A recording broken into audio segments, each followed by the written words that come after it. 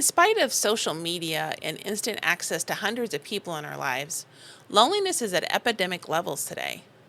Today, we're going to talk about 10 techniques that you can use to fight back against that loneliness, to break free from isolation, to rebuild relationships in your life, strengthen existing bonds, or reconnect with people that time and distance has separated. So let's jump in and get started. Do you want to achieve your goals, but anxiety is tripping you up? Like to keep those fun weekend plans, but depression has you counseling again? Hey, I'm Lori, dog mom, lover of nature, and hygge enthusiast. Positive psychology skills help me overcome chronic severe PTSD. If you're ready to learn how to overcome your anxiety and depression and rediscover happiness and purpose in life, then get your cozy on and let's get started. I want to take just a minute to thank those of you who have rated the show, put comments on there, and shared it with others. One review I'd like to share today is from Susan. She said, "Thank you for such a wealth of practical steps that I can turn to whenever I face anxiety or stress. This is an amazing resource and so helpful. Thank you."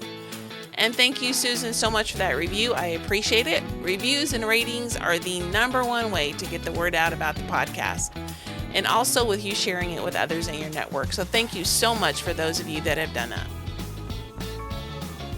One of the toughest things that I dealt with, especially in my darker days of PTSD, was a feeling of isolation and loneliness. Now, full disclosure, this was largely my own fault.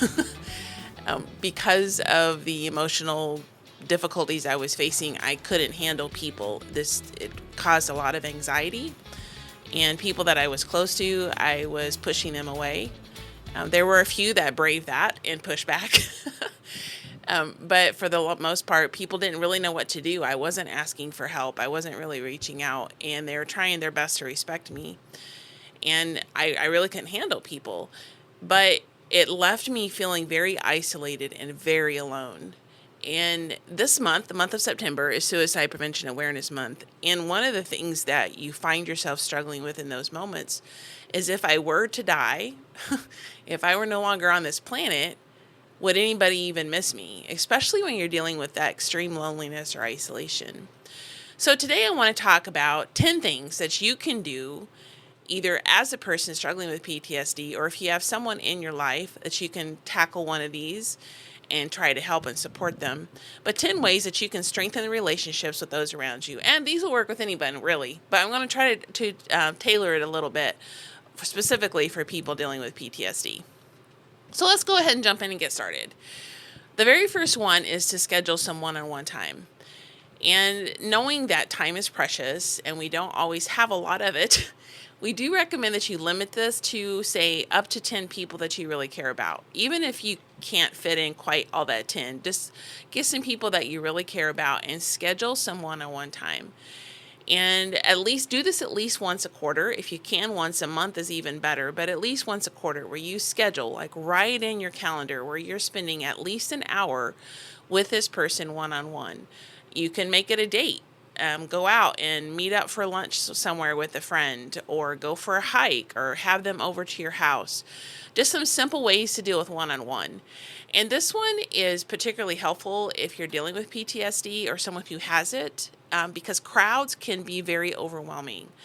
It's easier to deal with one-on-one. Now, I will say from my own experience, if you're working with someone who has PTSD, to be super flexible, because it could be like an hour before, even 5 minutes before, they're like, "I just can't do this today. Can we reschedule?"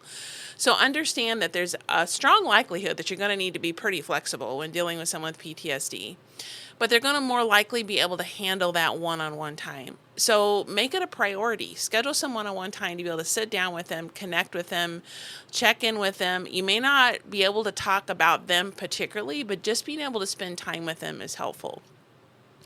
Another thing with someone with PTSD, they may not be able to handle a whole hour, but even if you could just stop by, drop off a card, which we're going to talk about here in just a minute, handwritten notes.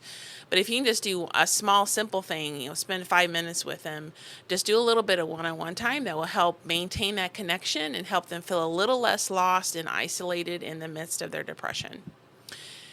And the second one is 360 respectfulness. And this really would apply to anybody. How many times have you heard someone that is like, when the person is standing right there, like, oh, they're just the best person ever. They're my best friend. They're just so sweet and kind and blah, blah, blah. And then that person walks away and they begin to badmouth them, be disrespectful to them, spread rumors about them.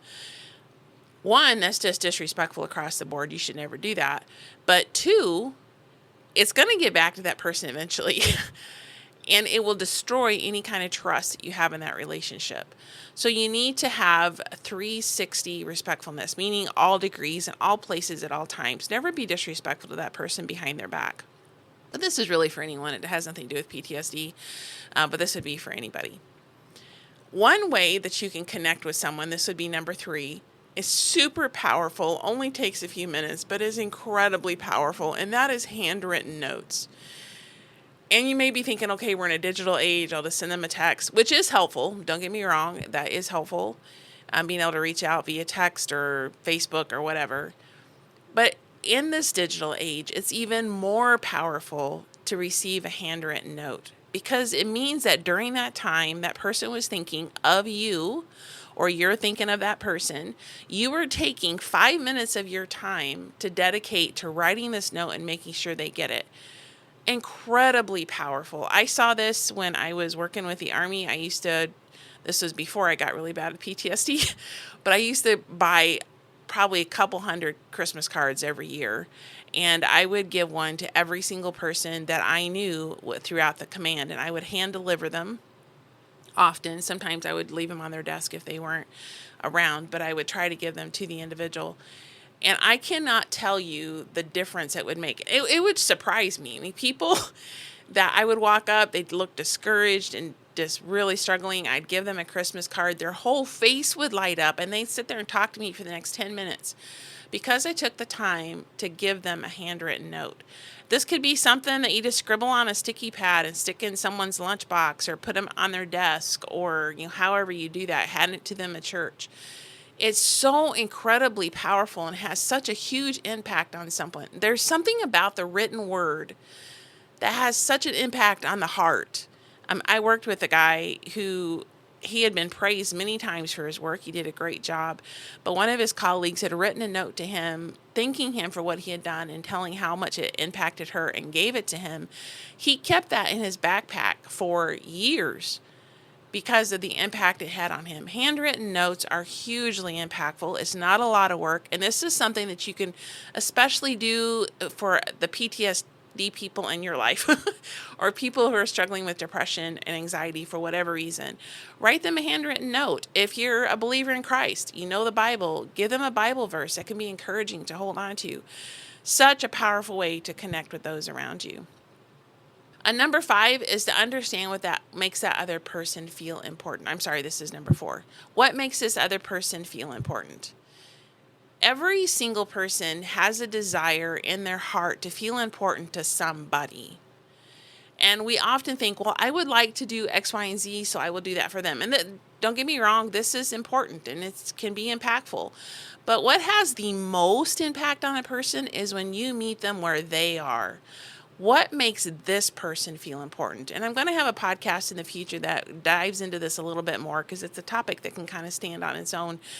But digging into what are their likes and dislikes, how do they communicate effectively, what's their love language, how can I reach them and speak to them as a person and make them feel important and loved?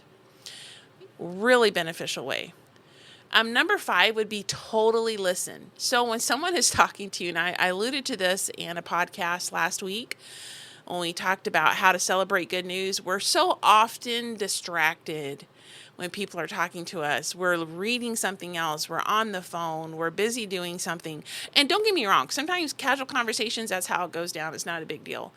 But especially if someone is talking to you about something that's important to them, totally listening to that individual can have such a ginormous impact and make them feel loved and important and heard. So putting down the phone, closing the laptop, stepping away from the desk, stepping away from your laundry, whatever you may was occupying you at the time, putting it aside, maintaining eye contact while they're listening, giving some verbal cues, asking questions along the way, really totally listening to what that person has to say to you can be so impactful and so helpful and help them to feel heard, listened, and loved, or listened to and loved.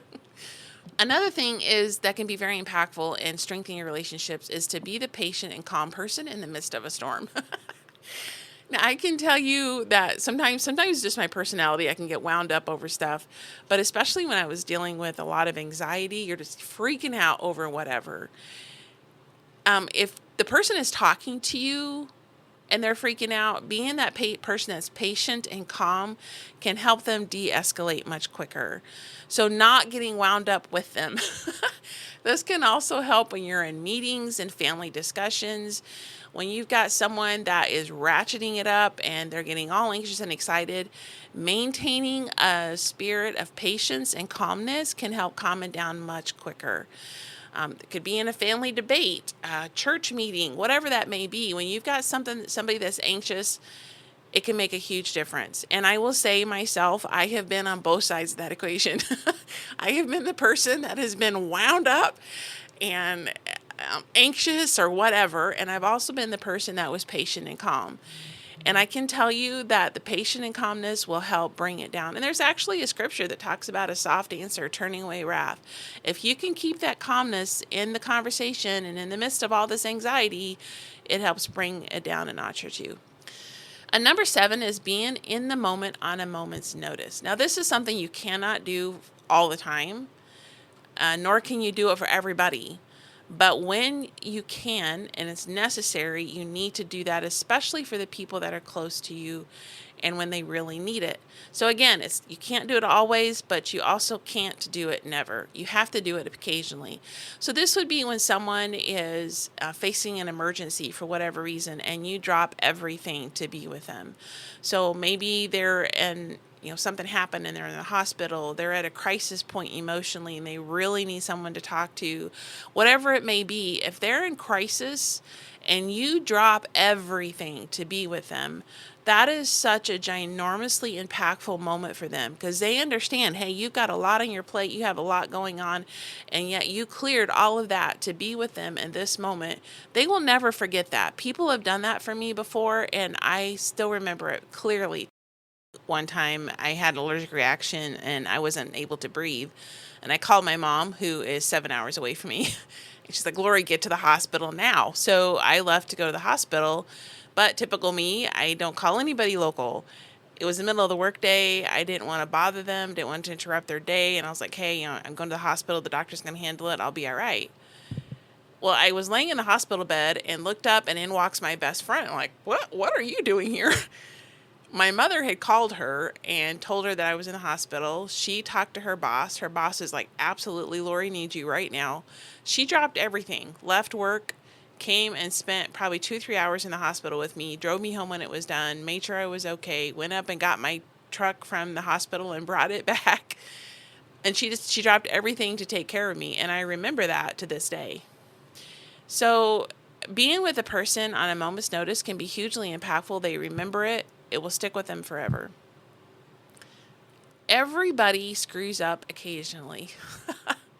Everyone. We're all human. We all make mistakes. We speak too harshly, too quickly. We say the wrong thing. We do the wrong thing. We forget something important. Whatever it may be, we all screw up. So number 8 is apologizing with sincerity. Anyone, pretty much everyone out there can spot a fake apology. But when you do it with sincerity, it lets them know, hey, look, I know I was wrong and I'm willing to step back on this point and apologize. Doing it sincerely. One, all of us need grace.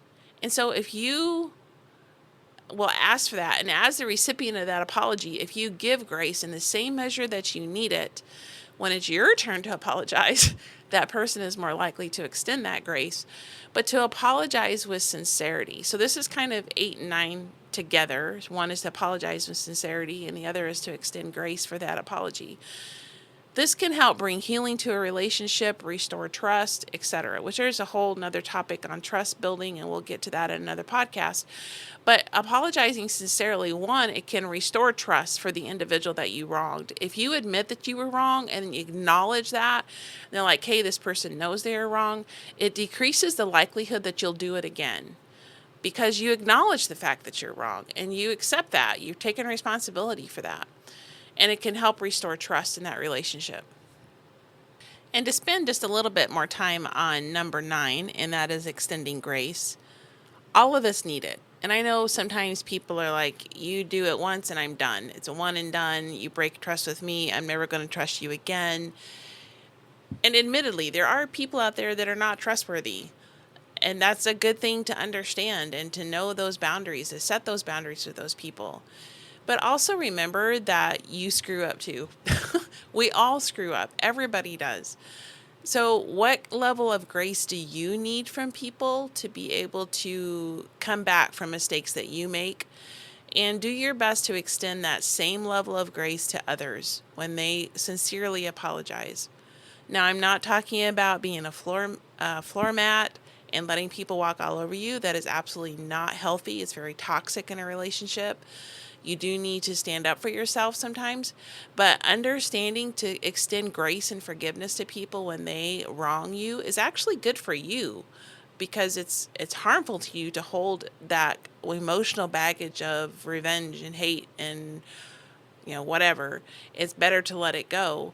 But it's also very healing for a relationship when you understand that I can extend them the grace that I need myself. We can build this relationship and do it in a healthy way. So number 10 would be to walk a day in the other person's shoes. It's so easy to look at someone else's life and think they have everything put together. It's just all peaches and roses and just this beautiful life. And you don't really understand the battles that the other person is facing. And when you're struggling with PTSD, this actually goes both directions. So for the person that has PTSD and you're struggling with depression, anxiety, it really limits the scope of what you can see because you're so wrapped up in what you're dealing with. It's hard to see what the other person may be facing because you're so wrapped up in your own concerns and worries. So you need to make sure that you're looking at the other person on the other side of that. And understanding was a big wake up for me when I began to realize how much my PTSD had affected others and their relationship with me and how it had impacted them. It does impact them, and understanding that and being able to get, this is difficult for them because I'm acting in such a way, it's hard for them to understand it, especially if I'm not communicating with them, not telling them anything. They're having to second guess it all. So being able to understand what the other person is going through. And then for someone, if you have someone with PTSD in your life, understanding that when they cut you off or they don't respond or they're withdrawing, it's really nothing to do with you. It has probably 99% is about what they're dealing with, their anxiety, the depression they're struggling with. And being able to understand that, research a little bit, get a better understanding of their symptoms, what they're going through, can help you to relate and connect with them a little better and make them feel less isolated and alone. So walking a little bit in the other person's shoes can help so much with that. So there are 10 ways that you can connect with people and help strengthen relationships, decrease loneliness, bridge the gap when people are struggling with depression and anxiety. And I'm going to give you one bonus. This ties back to the episode we had last week about celebrating good news, and that is care about the other person's success. So you have 10 with a bonus. When the other person is successful at whatever, take a moment and celebrate that with them. Congratulate them, buy them a card, give them balloons, bake them a cake, call them up and say, yay, I'm super excited for you. Send them whatever, just do something, take a couple minutes, care about their success, celebrate it with them, ask them questions about it. And that is another great way of drawing you closer together. And if you want to know more about that, you can listen to my episode from last week that talked about that. And I'll link it in the comments below as well. So I hope this helps you, gives you 10 great tips on how to connect with people, build stronger relationships with a little bit of tailoring in there for folks that have PTSD. Choose one, just one. Pick one thing out of that list that you think you could do. Spend one-on-one time, be respectful 360 degrees all the time, give them a handwritten note.